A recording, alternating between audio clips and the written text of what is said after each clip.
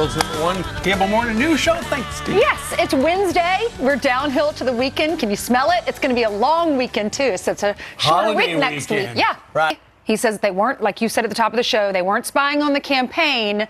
They were trying to spy to see if Russia was trying to interrupt this election. What's the word I'm looking for? So anyway, chaos. So James Clapper's on there, and he says the president should be happy that they sent someone in. Listen.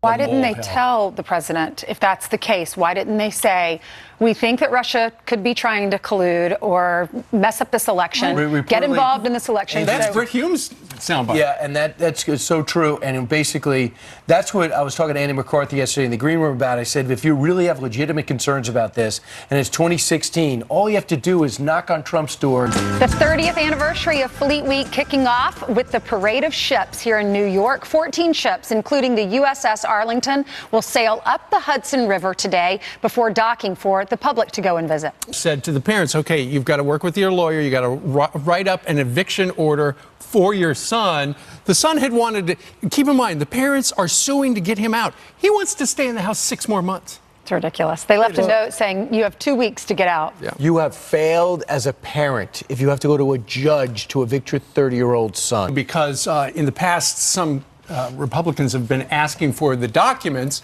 and the Department of Justice has said, come on over, and we're going to talk about them. And that helps. So meanwhile, let's talk about North Korea.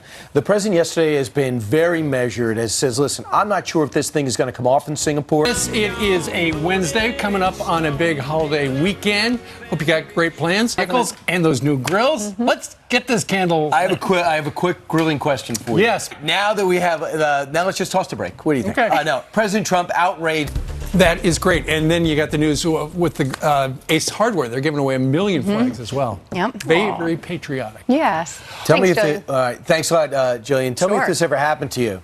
You have a kid, and he won't leave. Not like a 5-year-old kid or a 10-year-old kid. He's not really a kid anymore. Oh, gosh. Where is he going to go now? How awkward is that going to be? Imagine that awkward conversation every day in the kitchen. I know. You're still here? 13 minutes after the hour. President Trump not mincing words about MS-13. This is Miss Molly. Our next guest joins us with his story of how being paired with the service dog, Molly, gave him his life. All right. Adam. Thanks, Adam. Real nice to meet you. Thank you, Adam. Molly, don't move a muscle. He doesn't listen to you anyway, Steve. He listens to Adam. All right, she does. Meanwhile, James Clapper says the president should not be upset about the feds possibly spying on his campaign. It's a bad day not to have Larry Bird. Who's your friend? Adam Klotz. Yeah. All right. Thanks, Adam.